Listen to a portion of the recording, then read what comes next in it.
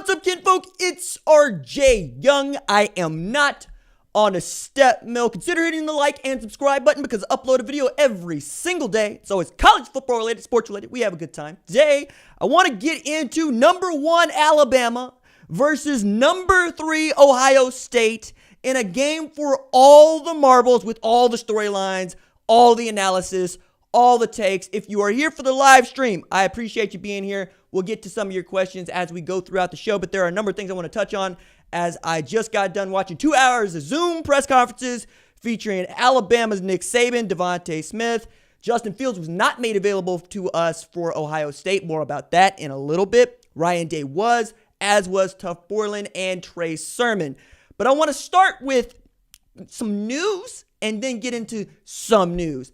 Off the top rope, Matt Zenitz at AL.com is reporting that Jalen Waddle is set to practice tomorrow afternoon. Now, many of you saw the video that DeVonta Smith posted weeks ago about Jalen Waddle being back.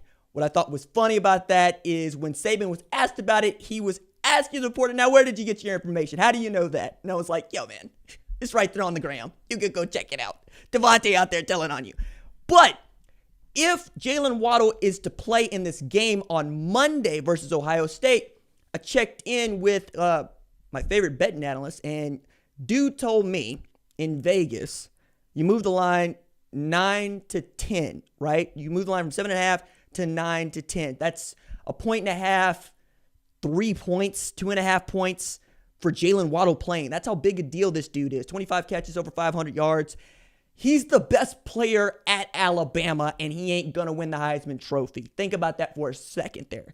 So on top of having DeVonta Smith and Naji Harris and Mac Jones to deal with, to say nothing of Miller Forristall and Jaleel Billingsley, you also have to game plan at least a little bit for the return of one Jalen Waddle. But what you got if you are Ohio State is Justin Fields. And I want to get into Fields. I also want to tell some stories about Nick Saban in the process and get into a little bit of the insular details around college football, one of the reasons that I know that y'all love this channel. So I want to start with Fields because I'm in this mode right now where I'm reading a ton about Nick Saban the last couple of weeks. Many of you know that and have heard me tell you stories from Monty Burke's excellent book called Saban, The Making of a Coach. But I've also been doing a lot of reading about Urban Meyer for reasons that I think all of you know. We'll talk about that later. And he's getting into this bit about leadership and above-the-line thinking and how he has evolved into the kind of person he is. The one that would be furious and frustrated in 2000 when he took over Bowling Green to the guy who's more curious about what went wrong in 2018 after winning a national championship, of course, with Ohio State and Florida. One of, I believe, just 3 head coaches in college football history to win national championships at 2 different institutions. But last year, we were looking at Justin Fields as a complement to the Ohio State offense. We weren't necessarily looking at Justin Fields as a feature to the Ohio State offense. So much so that going into the game last year against Michigan, that's what it felt like. It felt like Justin Fields was the trigger man for an offense that prided itself on running the football. J.K. Dobbins goes for over 2,000 yards. Chris Olave coming into his own. Benjamin Victor still making the hard catches look easy and the easy catches look hard. And you had an outstanding defense coordinated by Jeff Hafley where you could play single high coverage, get the ball back, get it into Justin Fields' hand, and then you let that offense do what it does. But when he went down with a knee injury to his left knee in the game, goes into the tent, people gasp. And it was the first time that you thought for just a second, oh man, this is how important Justin Fields is. You see Chris Chugginoff come in there for a little bit, and then we see Justin Fields triumphantly go back out, take the snap from center, roll to his left on his bad knee, and drop a dime in the back of the end zone to then true freshman Garrett Wilson. And I really enjoyed that play because that was his signal. That was his Heisman moment. And of course, he and Chase Young were invited to the Heisman ceremony for, we thought Chase Young was the best player in college football. Joe Burrow obviously won the Heisman Trophy. And Chase Young is playing in the playoffs this year after winning a divisional in the NFC East. Congratulations to him. But after the Michigan game, and then you see the Clemson pick, goes into the offseason. Didn't expect much to change, and then we get a pandemic. And in that pandemic, We got all matter of challenges to you, to me, to those teams. So much so that the Big Ten decided it was going to cancel the season. Fields, along with several other players, led let's not call it a revolt. Let's call it a campaign. A campaign to reinstate their seasons and to give them an opportunity to go play for a national championship, to go play for this moment right here with We Want to Play. And that was the first time that we saw Fields really assuming that position of leadership for Ohio State and being its captain, being its talisman. And then we got to see what that looked like against Nebraska, a game where the defense gave up 200 yards rushing. They didn't look outstanding for any other game except perhaps Michigan State, right? Indiana, that defense gets exposed. But I go back to this when we talk about Justin Fields and we talk about what he's been through to get here. He could have played professional baseball coming out of high school. And the reason I bring that up is when I was doing this feature about Fields for Fox Sports, one of the stories that his father Avant told me was he got coaches and general managers from Major League saying, can you ask Justin to just graduate in the spring and not graduate early? That way we can draft him and then we can pay him for 30 days of service and he can be in the organization. Fields said, no, I want to go to Georgia. I want to play football. He's a football player. He is a quarterback. He has everything to prove. And he wanted to get back to this moment right now to prove that he is the best quarterback in college football. He went head up against the guy that many people believe is the best quarterback in college football, and in a pitcher's duel was outstanding. We see the injury that he suffered to his ribs. Now, Ryan Day has come out and said he expects Justin to play on Monday. He would not say exactly what the injury was or how significant the injury was. But we saw it. We saw James Skalski go leading with the crown of his helmet into Justin Fields' side. We saw him grimace about it. We saw him have a hard time, it looked like, protecting himself. And we were all asking these questions about whether or not he could protect himself. And then following the game, Fields told media, I wasn't made aware exactly what was done. I was just told that I could play and I wanted to play. And as a competitor, yes, you want to play, but you also have to look out for the kiddo there. And you have to look out for his future. But we saw in the second half how good he looked and how dominant that Ohio State offense was against Brent Venables' defense, just destroying them. 49 points, 639 yards, 385 through the air, 193 from Trey Sermon. But that was the moment when it became clear to us once he went off the field that he is the feature of that Ohio State offense. He is the straw stirring the drink. They move as he moves. So much so that they're a totally different football team if Justin Fields is not on the field for them. It's a remarkable story, and I'm really privileged to be in this position to tell it to you in this platform that you all have helped me build. But I wanted to lead with that because that's where we are. We're in a very, very cool spot where we get to see a guy like Justin Fields become legend in the Sugar Bowl, right? And have an opportunity to become legend and then some at Ohio State with a win against this Alabama team that looks just destructive and awesome and completely Nick Saban. Right down to Devontae Smith, not really having much to say about the Heisman Trophy ceremony tomorrow. Didn't really want to talk about it. Didn't care that they were playing in Miami. Said, hey, just spot the ball. Let me go. We just want to play. I'm not here for all this individual stuff. Dude out here talking like he's a lineman, quite honestly. And to that point, Alabama won the Joe Moore Award for the best offensive line in football. And I'm going to get to the 9-unit breakdown here in a little bit. But I want to talk about Nick Saban and Alabama for a bit here too. Before I do that, and see if I can't find a question, answer that question, and then get back to some stories about Nick Saban and process and how the process was birthed with Ohio State and how the process has been Nick Saban's way of building champions for more than a quarter century now. So if you got a question in the chat, drop it in there and I will talk with you. See what we got in here, man. Shout out to my buddies at College Football Nerds, Daniel and Josh, doing outstanding work. I appreciate them showing up. Daniel's become one of my best friends, and I'm really privileged to know him. Let's see. I'm getting score predictions. We'll get there in a little bit. Let me see. Looking for a question mark here, guys. Drop a question or don't, whatever you want to do. All right, I'm going to take this on right quick. This dude, Beavis, says Skalski is such a dirty player. He has history of these kinds of hits. No, he's not a dirty player. As a matter of fact, the man went on Twitter not 2 days ago to say, look, bottom line is I got to keep my head up, all right? I did not try to hurt anybody. I have tremendous respect for our opponents, tremendous respect for the people that I'm playing against.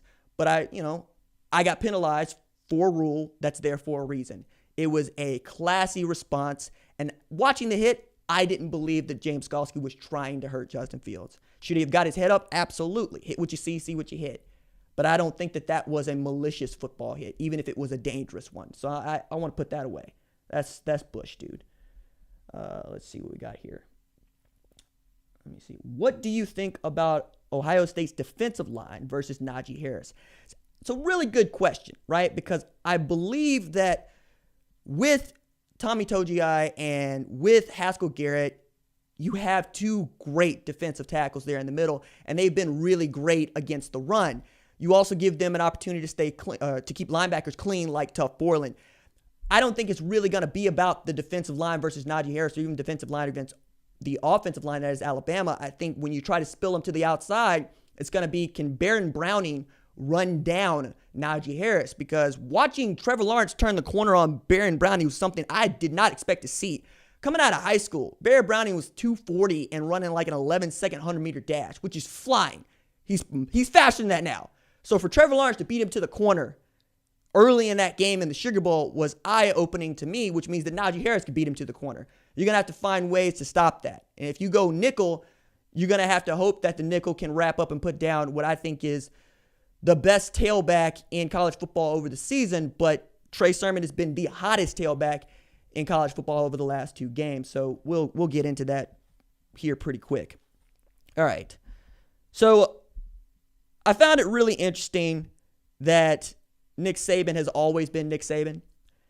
The man really can't do with celebrating wins. He just can't stand it. He wants to win. He hates to lose. But once he wins, he wants to get back to the process of winning. He wants to skip the celebratory process altogether. He just wants to go back and try to win. As a matter of fact, when he was defense coordinator at Michigan State finished the regular season 8-2-1 in the Big Ten 1987, earned an invitation to the Rose Bowl. There they played USC. The team had been defeated back in the first game, like they defeated USC early in the season. USC had become a different team by then, as we are wont to say about a lot of teams, right? With a more potent offense led by Rodney Peete, who had matured into a really great passer. Michigan State's defense, though, allowed just a few long drives, but in the end, pressured USC enough to force 4 turnovers. Spartans won that game 20-17. Jack Ebling, then a beat writer for the Lansing State Journal covering Michigan State, remembers entering the Spartan locker room after the game. The players and coaches were all going wild, all except for one of them. I looked in the corner and there was Saban slumped all alone, taking huge drags from a cigarette. He looked like someone had shot his dog. He was miserable. I asked him what was wrong. He looked at me and said, "Did you see what they did to my defense?" In a game they won, where they held the offense to 17 points and had 4 turnovers, Nick Saban was smoking one, trying to figure out how his defense had been exposed in this way. That's the kind of dude he is. Matter of fact, another outstanding story that I really love is following his first national championship as a head coach at LSU, right? And you got to remember that LSU squad was really, really great. I mean, Matt Mock, Michael Clayton, Andrew Whitworth, who is like legitimate. He's a legitimate Hall of Famer. That dude's still playing left tackle for the Los Angeles Rams. Like that's bonkers. He's damn near 40. Let me find this spot real quick. Okay. So following a win against following their win in the national championship, Tommy Moffitt ushered in Michael Clayton and Matt Mock to see Saban, like immediately into the coach's locker room. Michael Clayton's a wide receiver. Matt Mock, obviously, is quarterback for LSU. And the only thing that Saban wants to say to them immediately after winning a national championship is, we got to know what you guys are doing next year. Not good game, not great year. I just need to know whether or not you guys are going to be back next year. Like, that's where his mind was. And it was so off-putting the mock that he said, I'm done playing for this man. I can't do this anymore. Michael Clayton, of course, entered the NFL draft. The last story to get across just how little Saban seems to want to care about celebrating victories is after winning his first championship at Alabama, national championship at Alabama, he called a coaches meeting the next morning early to say, this is what we got to do when we get back to Tuscaloosa. These are the things we got to fix in a game that they absolutely won. I have a hard time celebrating victories. I have a hard time really getting into what has been accomplished because, like many of you that watch this show and have seen how much I produce, I like to work. I love the work. And I believe that good things come from doing good work. But even I try to give my flowers, right, to the people around me and be grateful to them and really take a lot of my joy in watching them be joyful. That's what I hope to see from Nick, and I think that's what he gets across later. But immediately after, he doesn't want to deal with you telling him attaboy and how to feel about it. As a matter of fact, GQ article that Warren St. John wrote following the 2011 national championship, like they're playing the BCS Bowl, they just won. His buddy calls him up to say, congratulations. He says, nah, this game cost me a week of recruiting. And he's like, yo, man, don't you think that the recruits that you want watched you win the national championship and that's going to matter? He's like, maybe. I'm not sure. Maybe it worked. I hope it worked because I got to go out there and I got to get players because that's what he's always believed. He has always believed he has to have players to win. And once he gets those players, he tries to put them into what has been dubbed by him and others the process. And to get into this, I got to hit on this, right? I got to hit on this.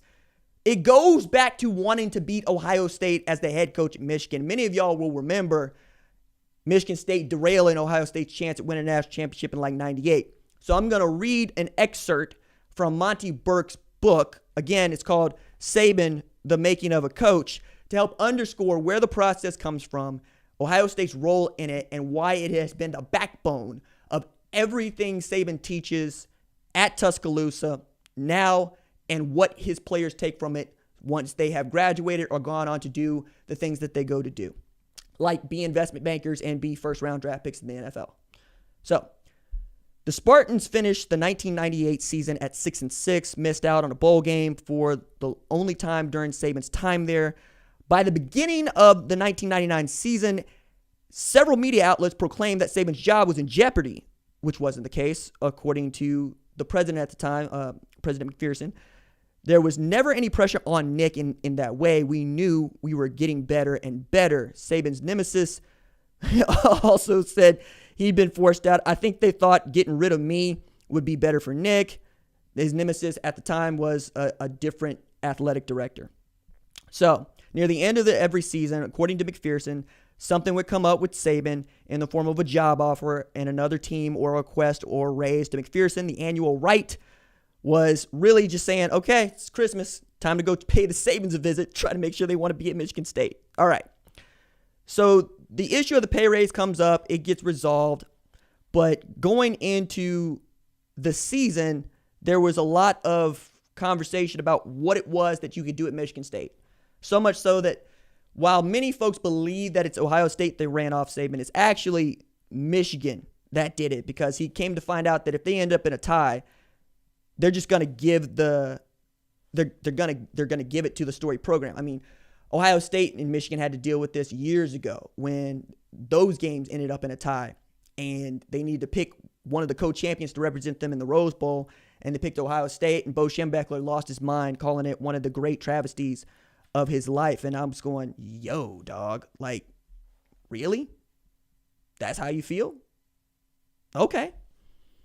That's how deep it is up there. And if you don't feel like you can get a fair shake, let's say Purdue goes and wins a share of the Big Ten championship and doesn't get a bid to the Rose Bowl, yeah, you're going to feel some kind of way about that, and you're going to want to go somewhere where you can overcome that and be valued, not just within your own community, but within the conference itself, which is one of the reasons that LSU and Alabama have such a lure in the Southeastern Conference. I would really like to see what would happen if a Kentucky and an Alabama finished with a share of an SEC championship. It won't happen because we have SEC championship games, but I found that to be really, really interesting at the time. All right, let me find this excerpt here while we take a look around, because I thought I had it marked here.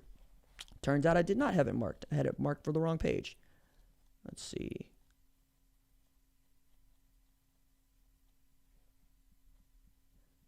Because I'm getting in this part with Jimmy Sexton that is really fascinating, really good. Okay, let's see. I had it on pages, 129 and 133. Here we go. Saban had long taken a keen interest in the mental aspects of both life and sports. He had taken 24 credit hours of psychology courses while working on his master's degree at Kent State. So it's not too surprising that he would eventually befriend a professor of psychiatry at Michigan State. What is surprising is how much influence this professor would have on him. Lionel Lonnie Rosen is a grass blade thin man who wears large framed eyeglasses and has a shock of gray hair and an unruly beard that reaches down to his chest. He looks like someone who had just wandered back into civilization after 7 months on the Appalachian Trail. He likes to accessorize his wardrobe with a wood chip belt buckle that's impaled by a large nail. The players on various Saban teams through the years have referred to him as the head shrinker, the wizard dude, Lonnie Graybeard, or, when they're feeling particularly wordy, the wooden belt buckle man. It is from this unlikely source that Saban's famous process was born. Rosen, now 78, is still a professor at Michigan State and maintains an outpatient practice from his campus office. This book was published in 2015. He received his MD from Jefferson Medical College in 1965 and did his psychiatry residency at Temple University Hospital. During the Vietnam War, he was a doctor in the U.S. Military Special Forces. Rosen has worked with Saban ever since the Michigan State head coaching years. Some of that work has been in the more traditional realm of sports psychology, of getting athletes to focus on peak performance. He meets and counsels the team as a whole and the players individually as needed. The media-shy Rosen has, for the most part, shunned any interview requests, though he did talk to the Lansing State Journal in 2003 and explain some of his views on athletes and performance. All right. Motivation itself generally lasts about 2 plays, and it's highly overrated, he said. Give me a team that has a business-like attitude, a team that can deal with adversity when it comes, and the most destructive phenomenon in sports is relief. Relief, okay? It's typically followed by a decrease in performance. This, of course, jibes exactly with Saban's philosophies about football teams. Most of what Rosen does with Saban's teams, though, goes much further than just sports psychology. In his sessions with players, Rosen usually talks about anything but football. He probes them about their families and lives. Rosen helped me get a different perspective on things, says John Parker Wilson, Saban's first quarterback at Alabama. He's not a football guy. He's just the wizard spitting truth at you. Rosen also assists Saban with player evaluations, helping him get a read on mental makeups. He watches the players practice and will scrutinize their body language and observe how they interact with their coaches and teammates. Off the field, he has sat in on player interviews with Saban. Rosen has, over the years, crafted profiles of Saban's players to help him coach them. Lonnie figures out how a player thinks, what's the best way to reach him, says Kurt Cignetti, the recruiting coordinator wide receivers coach at Alabama from 2007 to 2010. A few of Saban's players have wondered if, at times, Rosen and Saban have shared too much information. Lonnie was basically Saban's snitch, says Matt Mock, the quarterback for Saban's national championship team at LSU. It's Saban's way of finding out what the players are thinking. Mock says he didn't mind that too much because it led to a useful two-way street. I looked at Lonnie as a way to say things to Saban without actually having to say things to his face. Where Rosen has made his biggest impact on Saban, though, is in getting him to completely buy in to what's known as process thinking. That is the breaking down of things like meetings, practices, games, and seasons into smaller pieces that can be handled without anxiety. It provides a way of functioning without being overwhelmed by the bigger picture, a momentary stay against confusion, in Robert Frost's words. The world is complex, Rosen told Saban. So is football. With 22 men on the field, the coaches, the fans, the referees, the pressure. Process thinking keeps players and coaches anchored to reality, allows them to make sensible choices, and helps induce more repeatable outcomes. This step-by-step thinking mechanism is nothing new. It's a prominent part of cognitive behavioral thinking, stemming back to the famous psychiatrist Aaron Beck. It also happens to be a significant component of Alcoholics Anonymous Recovery's program. However, it had never been so systematically applied to football at any program before Saban did it. And it all started in early November 1998. Leading up to the game that year against Ohio State, Saban was having a crisis of confidence. He saw it in his players' eyes and felt the same fear himself, that fear. The Buckeyes had been ranked number 1 all season and were annihilating their opponents by an average of 38-9. The fact that Saban was facing the only program to have fired him didn't help with his anxiety. His old boss, Earl Bruce, would be in the press box calling a game for local radio. So Saban turned to Rosen, who walked him through a new approach. The Spartans and their coach would starting practice that week, take it one step at a time. Each player would focus on his individual responsibility. Rosen emphasized that the average play in a football game lasted about 7 seconds. The players would concentrate only on winning those seconds, take a rest between plays, then do it all over again. There would be no focus at all on the scoreboard or the end result. The idea resonated for Saban in some deep place. In a meaningful way, what Rosen was preaching was merely a reinforcement of the lesson that Saban had learned early in his life from his own father. The only way to deal with impossible perfection that Big Nick's father, demanded was to learn to love and master steps taken in its pursuit. Take care of the individual details and bigger goals will come. It's a seed from which what's known as the process. Saban's much written about systematic approach to managing a football program blossomed and became a key component to his success. Bill Burke, Michigan State's quarterback in 1998, says that he and his teammates noticed a big change in their coach the week before the Ohio State game. He was more relaxed. He wasn't always on top of everybody, and we had a little more fun. The game itself couldn't have gotten off to a worse start for the Spartans. Ohio State jumped out to a 17-3 lead in the first quarter. With 10 minutes left in the third, the Buckeyes returned an interception for a touchdown to go up 24-9.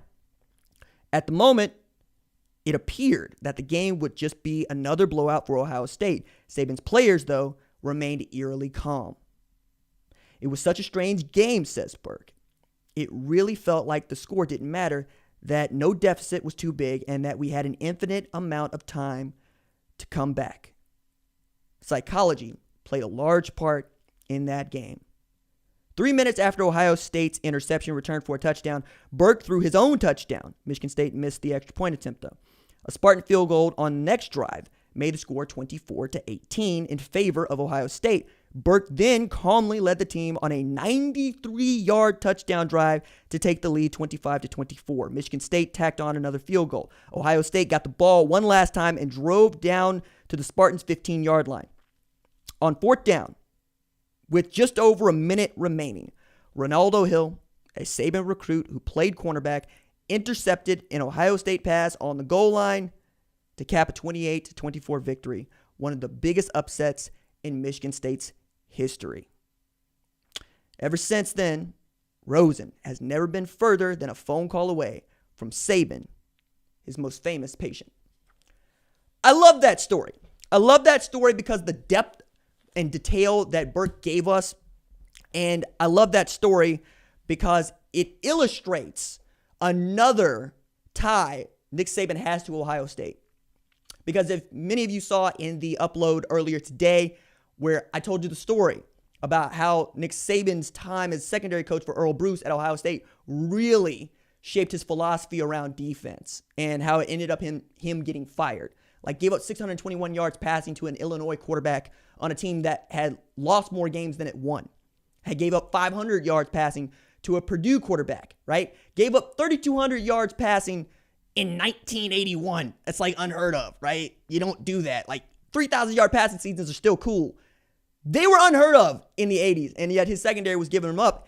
And he thought, look, if I had guys that were more versatile playing strong safety, we'd be better. I can't just have oversized linebackers out there getting cooked by wideouts. Bruce disagreed.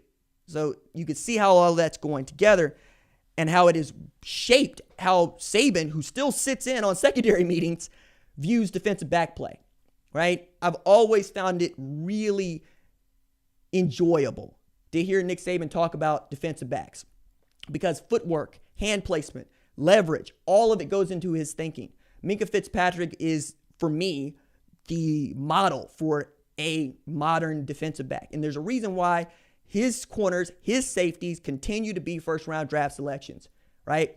Continue to be dudes that get the nod, right? Xavier McKinney, Trayvon Diggs. This year it's going to be Pat Surtain. Josh Jobe is amazing, right? Jordan Battle's having a year.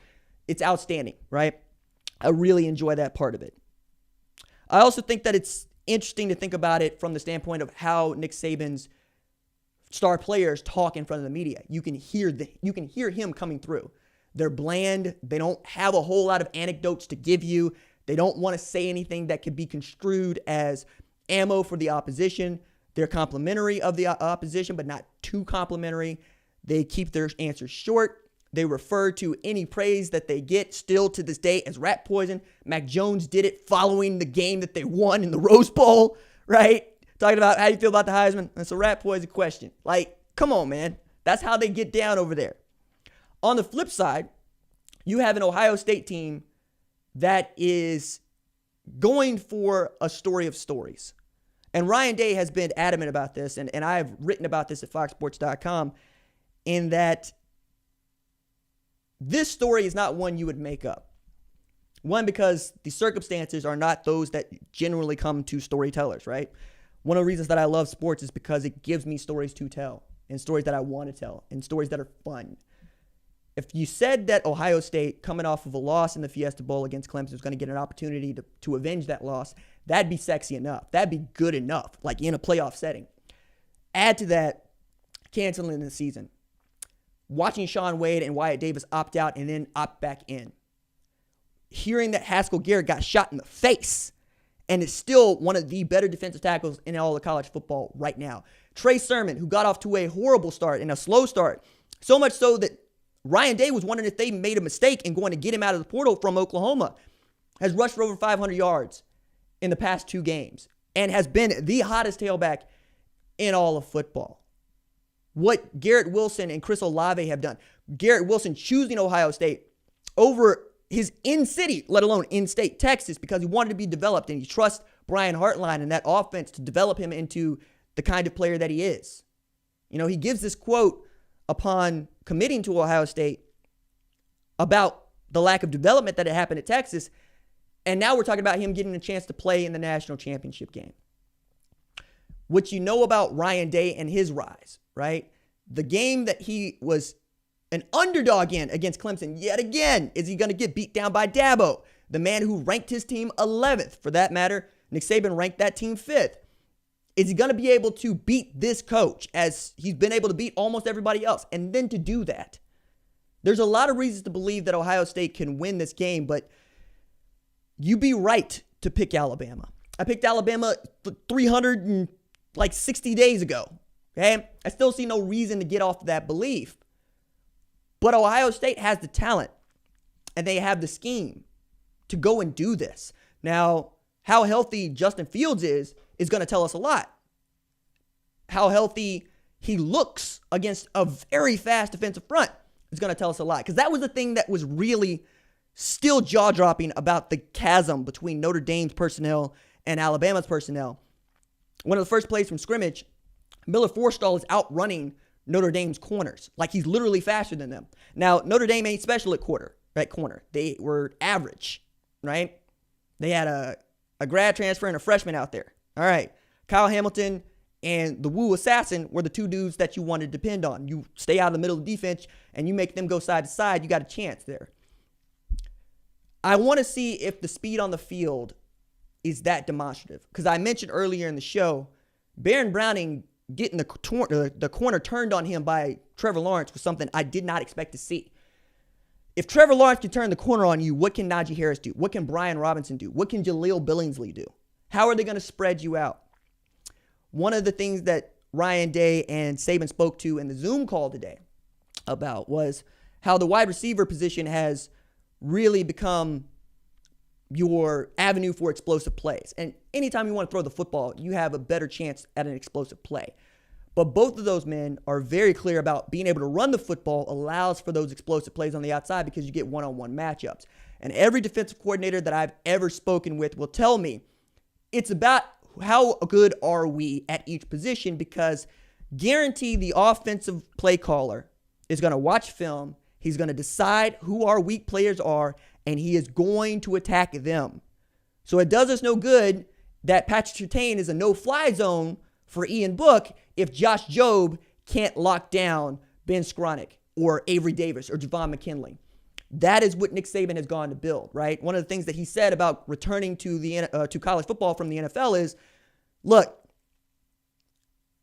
you should come to think of the NFL as more socialist than capitalist when it comes to how they allow for teams to get better or worse. The reason I say that is because you got the draft. The worst teams get the best draft positions. The best teams get the worst draft positions. The worst teams get the easiest schedules. The best teams get the toughest schedules, right? Saban really disliked that because he felt that his only advantage as a coach was being able to outwork people. That means outworking them in recruiting as much as it does watching film and breaking down film. And if you can outwork people in recruiting, which I know there are so many coaches that can't stand it, you're going to be that much better. He would say, look, I might be able to get a first-round draft pick as the head coach at Miami if it hasn't already been traded away.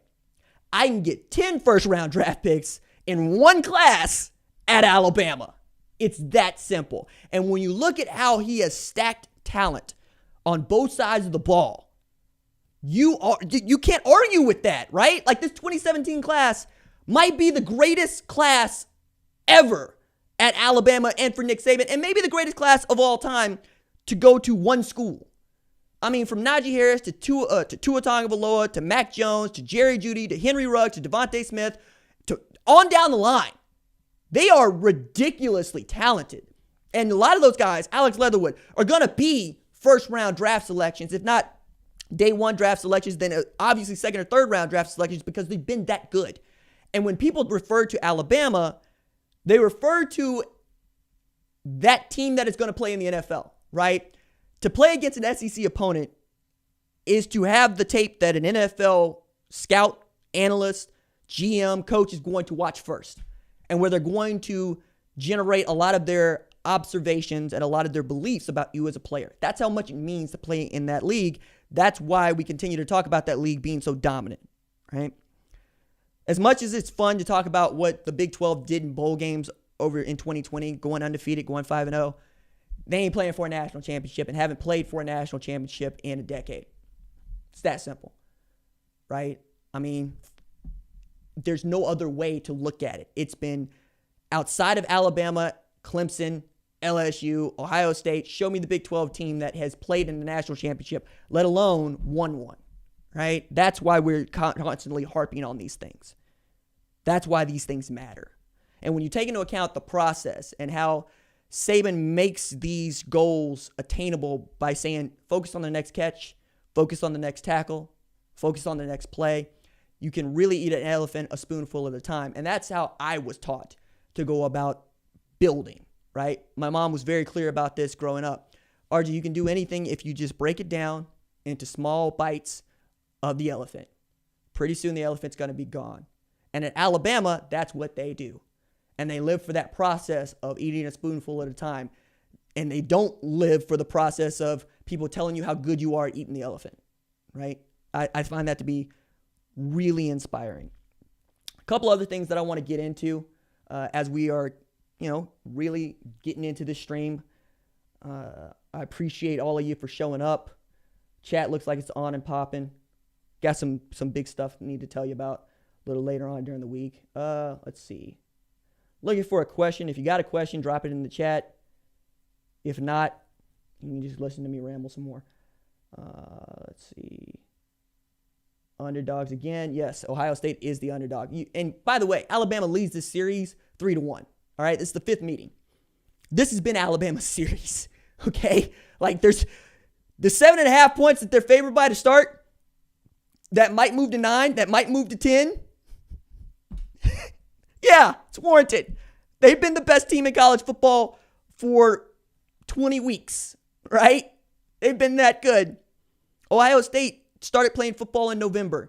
And after the shaky win against Indiana, the shaky win against Northwestern, you can understand why the spread is a spread. Nothing to be ashamed of there. You're playing a national championship. Don't worry about the spread. Let's see. What else we got in here? We have any other good questions? Let's see. Caleb Brian Booth. RJ, other than 100% Justin Fields, what advantage do you see for Ohio State over Alabama? I think it's going to be in what Ryan Day sees and how they break down that film. Because the thing that was really just glorious about their destruction of Clemson is how quickly and how long they were able to confuse Clemson's defensive front. James Skalski could not get people lined up. The shifts of the tight end were murdering their defensive alignment, and they were out of alignment, didn't know where the fits were, and were getting gashed over and over and over again. If there is one thing that Ryan Day can take advantage of, it is his ability to break down film and come up with a creative way to attack what he thinks of as a weakness. One of the coolest things that I see on a football field is when a defensive or offensive play caller has seen something that is clear as day to him, but it's not clear to the rest of us, that forces an opponent to break his own rules. An example of this is not just Ohio State Clemson, where the movement of the tight ends was forcing Clemson to go against itself and what it had built in as rules and how they cover up. But when Texas Christian's playing against Trevor Knight and Oklahoma and Eric Stryker, I want to say 2014, at Amon G. Carter Stadium, they decided to make the splits wider at TCU. They had their offensive linemen go from like 1.5 yards to like 3 yards. It was huge. It looked like gaping holes were there. But in doing that, they forced Oklahoma's best pass rusher, Eric Stryker, out to the numbers because he lines up where he lines up, right? If your rules say you were supposed to line up off the outside shoulder of the left tackle, that's what you got to do. Even if it makes more sense for you to move inside and try to shoot one of those gaps because your rules are your rules. And if you start breaking your own rules, the whole scheme falls apart. And Mike Stoops had no answer for where to put Eric Stryker when those things happen. I found that to be just mind-blowing that you don't have an answer for that. And neither did Brent Venables against Ryan Day. So if you have any advantage, I think it's that guy in the film room. Because once that guy gets an understanding of what he wants to do and then is able to communicate to the offense, this is how we want to do it, I think we're going to be really watching a fun ball game. And that's what I hope for. I don't want to see Alabama blow out Ohio State. For that matter, I don't want to see Ohio State blow out Alabama. I want to see a game like we saw in the Sugar Bowl to a degree, but I want to see some back and forth. Like what made that game great is how they were able to spar with each other for a while and then the game broke open. I'd like to see Ohio State and Alabama spar to the very end. I'd like to see the chess match. It's going to be a lot of fun. And the inside baseball part of this that I want to get into in this last segment of the show is how Steve Sarkisian is handling this. We'll not know, right? We won't know for sure until after the fact when he's at Texas. But this is not the first time that a coordinator for Nick Saban and Alabama have gone through a spot where coordinator gets a job and still needs to coach in high-profile games. As a matter of fact, we've seen Nick Saban decide to fire a guy, Lane Kiffin, because he thought his focus was too much on the Florida Atlantic job that he just accepted and not focused enough on the national championship game or even the national semifinal, because the report is they were running plays against Washington 2016 that they hadn't practiced during the week. And you can understand how that's a fireable offense for Saban. And he did that. Rise up Steve Sarkisian, coaches in the national championship game, takes a job at the Atlanta Falcons, goes there for 2 years. Brian Dable checks out. Steve Sarkisian checks back in. Now, how is he going to handle this now that he's in that position? And then there's the obvious question about who replaces him at offensive coordinator. And reports about Adam Gase and Bill O'Brien both interviewing for the job. Though there's an open job, it seems, will be available in the NFL for an offensive coordinator. I don't know about bringing NFL coaches in to be the offensive coordinator at Alabama. Obviously, it's worked in the past. It can work again. But I really like the idea of perhaps going to get a younger guy that knows from offensive football, not unlike going to get Pete Golding, somebody that's going to grow up in your system. You're going to get more than just a couple of years out of, who's going to try to go get another job. I like that because I think the culture that is in place at Tuscaloosa can help foster that, right? Tom Herman's still out there. I posited perhaps Boise State wants to make him say no, right? Or perhaps he goes into the rehabilitation lab at Nick Saban's, rehabilitation for wayward coaches and goes to be an analyst, maybe rises up, right? I thought it was interesting that Major Applewhite took the job at South Alabama just weeks before this job was accepted by Sark, though Major Applewhite was Nick Saban's first offensive coordinator at Alabama in 2007, because that's how old we are. He's also been fired by him before, so there's that. Then there's this bit about Barry Odom, who apparently is up for the Texas job as defensive coordinator. Will Muschamp reportedly turned it down, according to CBS. What Barry Odom did at Arkansas is awesome. Just the talent wasn't there totally, but they played great defense. If he brings his 4-2-5 to Texas, they become an immediate threat to Oklahoma. And that gets to be a lot of fun because many of you know Brian Odom, Barry Odom's brother, is the inside linebackers coach at Oklahoma. And them boys from Garvin County got heavy Oklahoma ties. So that'd be fun. I wanted to get a little bit into the Heisman prediction aspect of this because I know there's not a whole lot of people that still believe that this is up for grabs. But before I did that, I wanted to also insert something that Trey Sermon said that just occurred to me. Toward the end of this Zoom press conference, Sermon was asked about whether or not they got something to prove against Alabama. And he said, we got a pretty big chip on our shoulders. We understand how teams feel about us, how many in college football believe that we shouldn't have been allowed in this space. But we're here now. If they win a national championship, what are you going to say? That they didn't beat the best college football team in the country? Because that's what it would have been exactly what happened, right? I find that to be interesting. So, Heisman Trophy, I think it's Devontae Smith. I think it's going to be the first wide receiver to win the award since 1991. But also in there, what a step forward when we're talking about what wide receiver play means in college football, because it used to be, not unlike Chase Young being invited to the Heisman ceremony, kind of ceremonial that you get a wide receiver as a finalist. Like, oh, okay, Amari Cooper's just going to show up, or Dede Westbrook's just going to show up. That's going to be fun. Good for him. This is a quarterback award. But Devontae Smith has a real chance to win this, and if you're following the betting lines, and Vegas is in the business of being right, Smith has the odds to win it. Be the first wide receiver to win it since Desmond Howard in 1991. Many of you know that by now.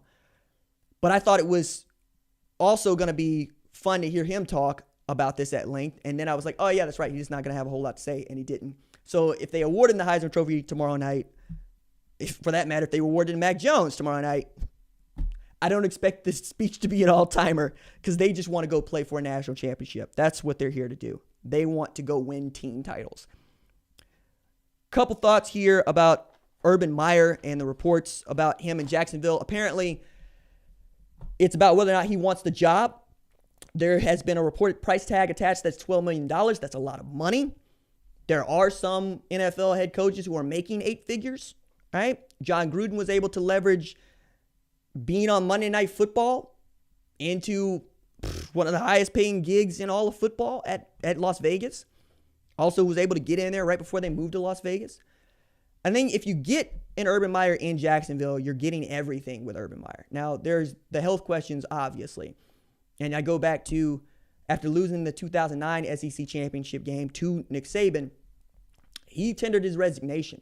And there was a time there when he was just done. But he was talked into taking a leave of absence. He came back. Still didn't go as well as he wanted to go in 2010, even as he's the sixth fastest coach to get to 100 wins in the sport ever. Like, just needed 118 games to get to 100 wins as a head coach. I still think about what he did at Ohio State and how he was able to get family back toward its center for him, because this is a guy that was sending notes to recruiting coordinators and coaches and recruits while he was at Mass. You know, it was eating him alive. He dropped 37 pounds near the end of his tenure at Florida. If he takes the job in Jacksonville, it's going to come with its own level of stress. We'll see how that goes. And then there's Shad Khan coming out today to say, no, I control the roster. Any GM I hire is going to need to know that I control the roster. Fire Tom Coughlin. Fire Dave Caldwell. Urban Meyer would need a general manager. He'd need a general manager he can trust. It's way different trying to put together a 53-man roster than 85 scholarship players. The rules are different. You get fewer drives in the NFL. You play fewer plays in the NFL, more opportunities for you to get, or less opportunities for you to score.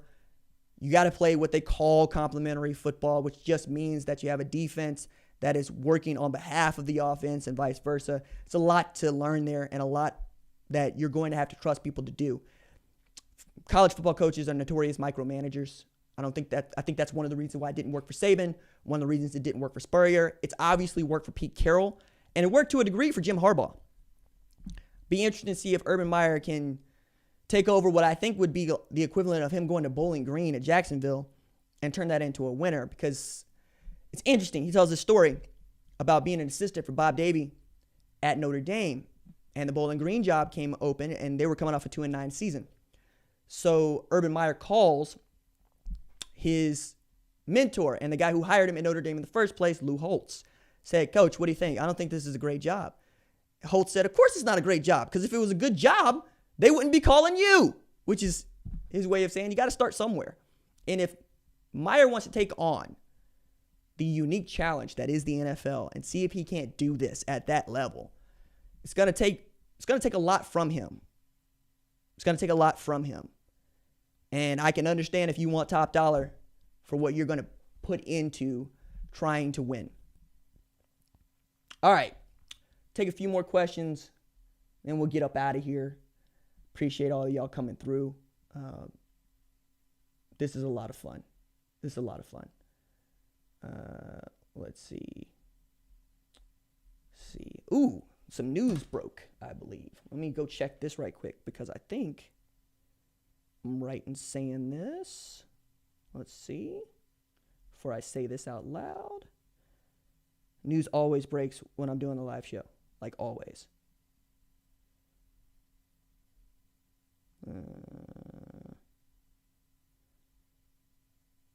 And yep, there it is. Charleston Rambo has entered the transfer portal. This coming after an underwhelming season at Oklahoma, where he was usurped by true freshman Marvin Mims as the go-to wide receiver, and then again by Theo Weiss. He published a note on Twitter, says, "Thank you, Sooner Nation, Coach Stoops, Coach Riley, and Coach Simmons for believing in me. Thank you, OU football, for the lifelong memories made. After much thought and prayer, I have decided to enter the transfer portal. God bless." My first thought on this is Baylor. Reach out to your boy, okay? He played for Joey McGuire. Joey McGuire is beloved at Baylor. He is a Texas high school coaching legend. That's where I would go if I was Charleston Rambo, right? Try to figure out who's your quarterback. Is it going to be Jacob Zener? Are they going to go another direction? And then make it happen. Because I think if you get him back into Texas, you get him back into a place where he's going to be the number one. He's going to show out for you. I really enjoyed watching his pro day workout last year. Feels like, my goodness, eons ago, when Charleston Rambo was showing out at CeeDee Lamb's pro day, right? Just ridiculous out there. And I thought that was going to be, just a precursor for what he was going to accomplish in 2020. Obviously didn't go that way for him, didn't go that way for us. But wish him well, and I can't wait to see where he ends up. There's a number of places that can use a speedster like Charleston Rambo. He's got legit 4.3 speed. He can fly. And I totally understand wanting to go somewhere else and see if you can't go win some championships. All right.